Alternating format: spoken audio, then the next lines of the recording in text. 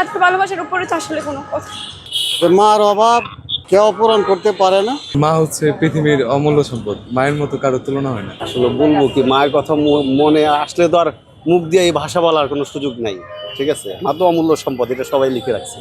ঠিক আছে, আসলে বর্তমানে আমরা যারা মানে মাকে পৃথিবী নিয়ে বেঁচে আছি, ঠিক আছে, মাকে যথাযথ মূল্যায়ন, মায়ের মর্যাদাকে যেন আমরা সমাজটাকে যেন মাকে মা হিসেবে মূল্যায়ন, মাকে যেন ওই যে বৃদ্ধাশ্রমে না দিই।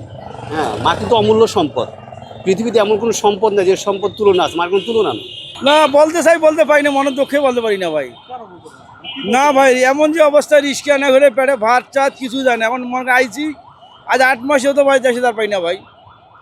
মানে আর কি বলবো, নিজেই বাঁচি নে যে অবস্থা, যে পেরায় থাকি গাড়ি না রইলে পেটে ভাত নাই। এই বসবাস করছি কামরাঙ্গীর চরে, এই যে থাকি গাড়ি চলাই খাই যাই, দেশে টাকা পড়াই আছি। মার সাথে কোনো কথা খুব আমি কম করি। সর্বপ্রথম মা হচ্ছে পৃথিবীর অমূল্য সম্পদ, মায়ের মতো কারো তুলনা হয় না।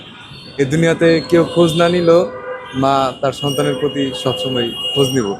সন্তান যদি মাকে জিজ্ঞাসাও না করে, এই পৃথিবীতে অনেক সন্তান আছে যে বিয়ে হওয়ার পর বউর কথাবার্তা বিভিন্ন কারণে মাকে বাবাকে বৃদ্ধাশ্রমে রেখে আসে, কিন্তু মা যখন বৃদ্ধাশ্রমে রেখে আসে, মা যখন ছেলের কথা শুনে যে সন্তান অসুস্থ, তখন মা ওইখানে সহ্য করতে পারে না। এটা মায়ের গুরুত্ব অনেক, কিন্তু মাকে এটা বলতে পারি কোনোদিন যে মা তোমাকে ভালোবাসে, এটা তো কই না, কিন্তু এমনি মন থাকে তো মাকে ভালোবাসি, এটাই আর কি।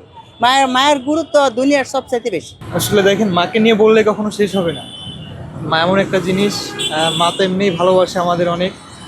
মাকে বলতে পারি না যে মা, সামনে থেকে এভাবে বলা হয় না যে মা তোমাকে ভালোবাসি প্রচুর। মাকে জড়াইও ধরা হয় না যে মা তোমাকে প্রচুর ভালোবাসি, তোমাকে অনেক মিস করি, বাইরে থাকি মিস করি অনেক। তো মায়ের উদ্দেশ্যে বললে আর কি শেষ হবে না কোনোদিনও। মার প্রশংসা মানে এটা কি বলবো আর বলেন। প্রতি বছরই মা দিবস আসে। আসলে কি বলবো, আমার তো মা মারা গেছে আজকে 8 বছরের মতো হয়ে গেছে।